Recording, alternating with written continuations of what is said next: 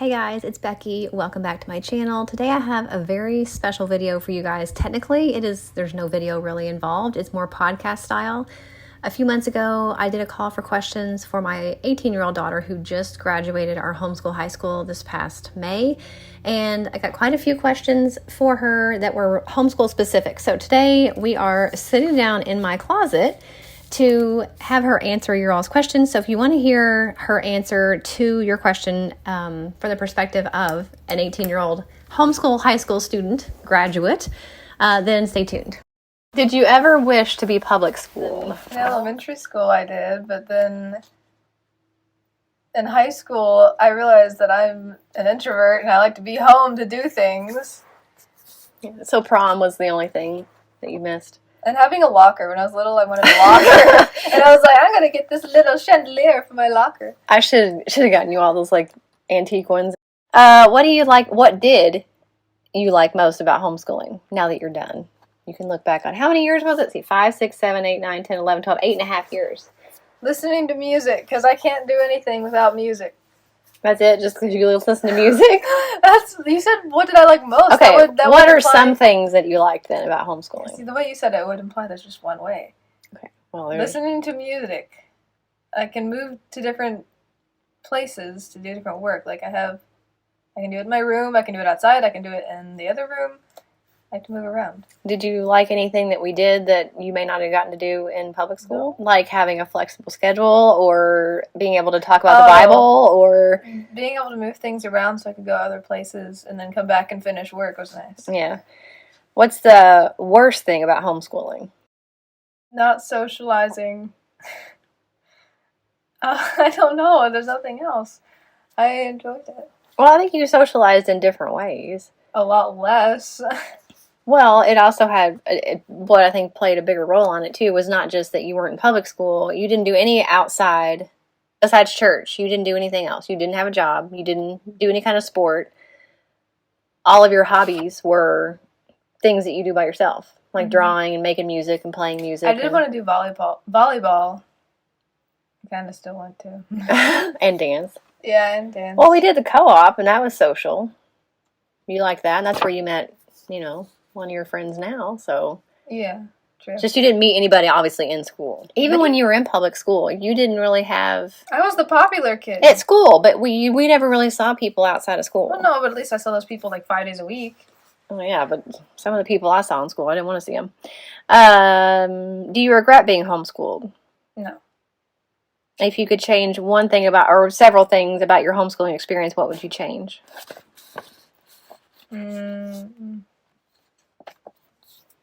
Nothing really.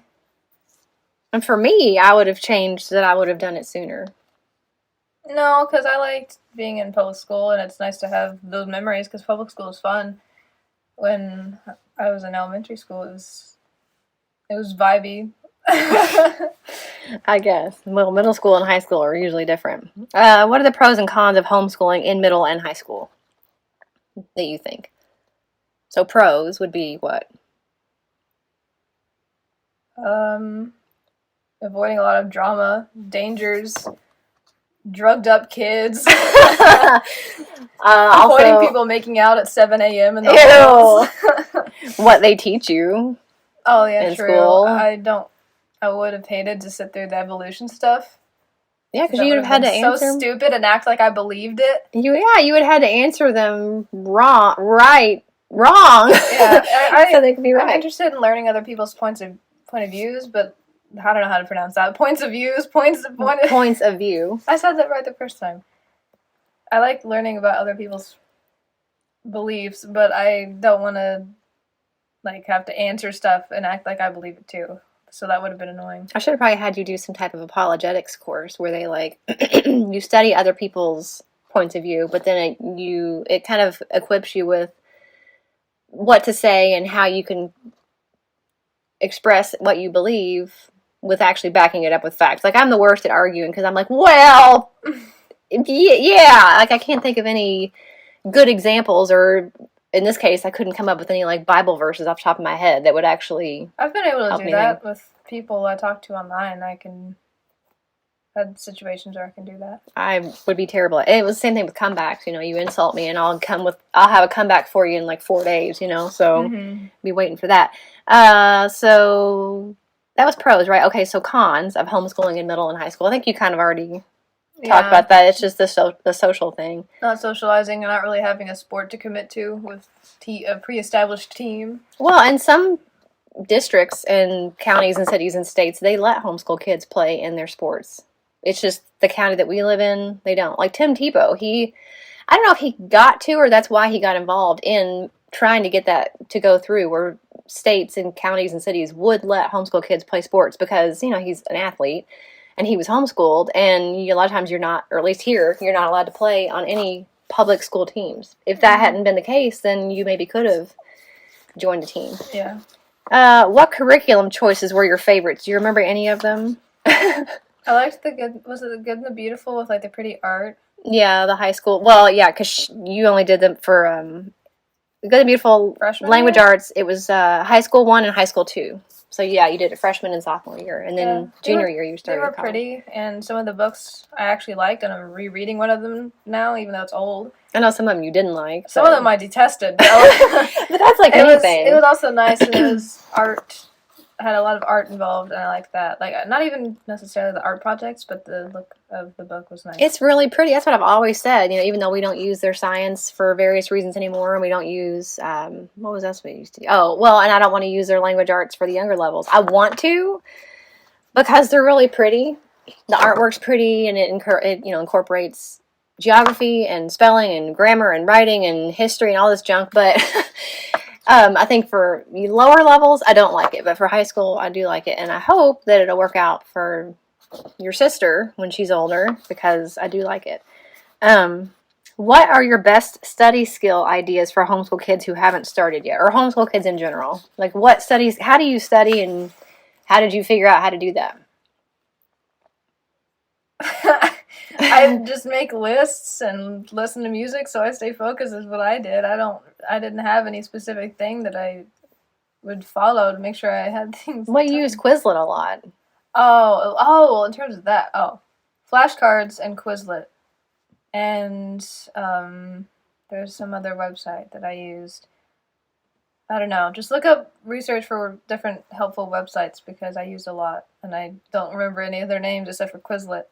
But those can save your life. I think it also helps to know what learning style you are. If you're visual, are you auditory, are you kinesthetic? So if you know you're a visual learner, then you're probably going to do better with flashcards. If you're an auditory learner, I think. Well, probably. I think she is too. I used to read my notes to myself and then play it back and listen. So you got to figure out, I think, if you can figure out what learning style you are, then that'll also help you best to study. I would listen to like a few specific songs on repeat while studying for one topic, so that way when I had a test on that topic, I would listen to those same songs, and I associated it with the music. And gum. Yeah, chewing gum. If I can associate a song or a taste or something to what I'm studying, and then recreate that situation when I'm taking an exam, it helps. Also, I mean, obviously that's a homeschool thing, because if you're in public school, I don't think they want you blasting BTS while you're doing I listen to... Well, you know what I mean. You wouldn't be allowed to listen to music in school, probably. I don't know if that would work for everybody anyway. I feel like that's not a normal person thing. Oh, I can associate science with this know. Gum. I mean, I guess it is, but I know they say it works with smells. Like, if you smelled something, like for me, the smell of chlorine, even if it's bleach for the washer, makes me nervous because it reminds me of swimming pools, and I hate swimming pools. So, what advice would you give for a younger girl just starting out with homeschooling? If you've previously been in public school, you're going to be lonely for a little bit, but you'll get used to it and realize that you're grateful for it. And you have more freedom in your schedule, so just try to look forward to those things, because it's not going to be annoying forever. Well, I think back in the beginning when you were in that stage where you were like, I want to be public schooled, I used to always point out, like, see those kids, they're just now getting off the school bus, and it was like 4 o'clock, or we'd be going on vacation, and I'd be like, we wouldn't be able to go on vacation now, or we wouldn't be able to go to the zoo or the aquarium or have lunch in the middle of the day like that if we weren't homeschooled. Mm-hmm. So would you say to, for the kid and the parent to be a lot more proactive in finding outside opportunities to do, like you said, sports, maybe try to figure out harder a way to do sports or dance or make more friends outside of your circle. And for us, I think church, even though I know you didn't stay close to a lot of those people, you wouldn't have necessarily stayed close to a lot of the people in public school. So just to be around people your own age on a consistent basis, I think church is a big deal, because that's at least once, if not twice or more a week, that you're being around other people in your age group. And plus, you don't know if you're going to make a friend there. I mean, you didn't make any, like, lifelong lasting friends yet, but some of those people you've grown up with since you were little, If you homeschooled me or your sister for a day, what would you teach us? You can teach us anything you want. I can start you on your second language skills. Oh my goodness, I'm still struggling with English. What language would you make me learn? French, probably, because it's the easiest, because you don't have to learn how to write different symbols like Korean. And I know so many French words already. Oh, I'm sure. I can count to 3. And I know baguette. People always make fun of French people and say, oui, oui, baguette. Then we should say, yeehaw, yeehaw, cheeseburger.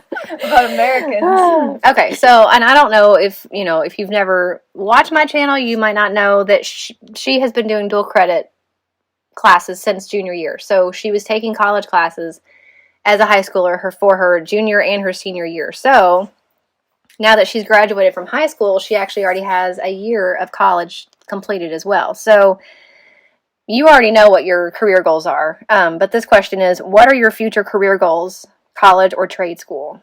Well, like she said, I'm in college and I graduated in the spring. Spring 2023.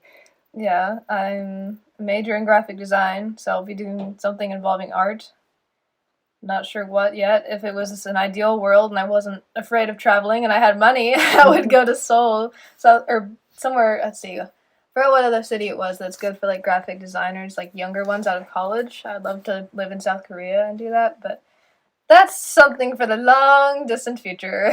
Well, you never know. You might not be a reluctant traveler forever. Do you see yourself working for a big company forever, or do you hope to ever own your own company, or do all freelance, or a little bit of both? Or I'd like to work for a company and then do some of my own stuff on the side. Yeah, which is kind of what I was saying. You really should start that now, because it takes a long time, especially as a freelancer, to get your name out there and have your work, get exposed. So I have another hobby that I do is already making money, and I hope I can continue to do that in the future and build on that. So. Yeah, I'm all for having a lot of irons in the fire, like doing a lot of different things, What are you most excited for about your future?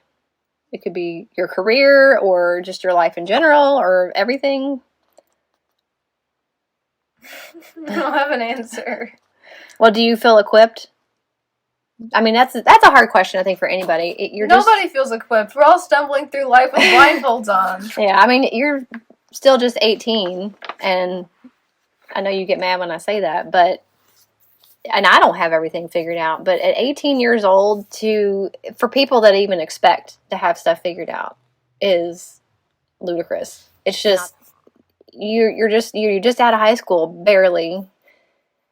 Even if you were done with college, even if you'd gone for 4 years, you still would be very young, and I don't know, I mean, goodness, 20s and 30s, especially 20s though, your 20s I think are the hardest, because you're trying to find the job, you're trying to find out what type of job you want. Do you want to stay in the corporate world forever? And of course there's usually relationships thrown in, and I think you're as equipped as you can be for your age. The main thing I think to be equipped about is your religion and your faith, and that I am fine with. That is the most important thing to be equipped with. So if nothing else has been accomplished in the last 18 years, and if nothing else has been accomplished in your last 12 years of school, to be solid and strong in your faith is the most important thing. I don't care. I wouldn't care if you were dumb as a brick, as long as you have your faith in check. I mean, I don't want you to be. I want you to be successful, but the ultimate sign of success is where you spend eternity, and obviously that's heaven. So that part checked that box. Not to say that you don't still have growing to do, because you do. We all do. But the basics are there. More than the basics. Well, understanding the path to salvation and the truth about God and Jesus, and that stuff. That's the basics, right? Well, yeah, but you said that like that's all I've learned. No, I mean, that I'm just saying that basic, our core values. That is our core value, is that Jesus is the Son of God, the only Son of God, and he died for us, and that's how we're able to go to heaven. That's what I'm talking about. For me personally, nobody asked, but I'm going to tell it anyway. Oh, no. I personally would help, obviously, keep growing in your faith and being a good example and finding ways to use your talent. Because you have more talents than just art. You've always been really good at art. She's always been a really good artist. And even when she was little, she would draw My Little Ponies, and they were amazing. And I'd post them on Facebook, like, look at this. Look at this jacked up flutterfly, guys. Look at Rarity with one eye. No, I was kidding. It was good. She used to put the jacked up in Applejack. She used to pause the TV, and that was her reference of drawing the characters. And so I knew back then that she was good. But using your art for yourself, but also to glorify God. And you also are a natural born leader, even though I'm an introvert. But if somebody needs a leader in a situation, then I'm always the one who step into it. I don't know how that works. I don't understand how it works. You're a reluctant leader. But I mean, you are reluctant. I like to stay in the background of things unless a leader is needed. And I will not be afraid to step in and take over, which is why I'm normally the only person wrangling 25 kids at a VBS, even though there's 3 other people in the room. Well, that's why I would like to see you stretch out of your comfort zone a little bit and maybe get more active in church, maybe even having your own class. I know you wanted to join the band, but they, for some reason, didn't. I don't know. I don't know what they're doing. They're kind of out of schedule, I think, right now. And then, or organizing your own at-home group with your friends or people from church. Did I say freelance already as far as your job? Mm-hmm. I personally would like you to be your own boss, because even though That's not what I see myself doing. I'd rather work with a company and then do my own commission. No, I know. I'm saying this is my dream for you. I would like for you to be self-employed, because corporate America is really hard. And it's, even though I don't make enough on YouTube, and I never have to live on it. I mean, I guess I could, but it would be rough. Thank goodness Daddy, makes most of the money. But I do understand, though, I make a decent amount, and it's helped out a lot over the years. And I know that being self-employed is really nice when you want to set your own schedule, or like when you're sick and you don't want to go into work, and, you can do it from home, or, whatever. And so there's cons of being self-employed too, because you do have to be motivated and self-disciplined, but at the same time, you're only answering to yourself.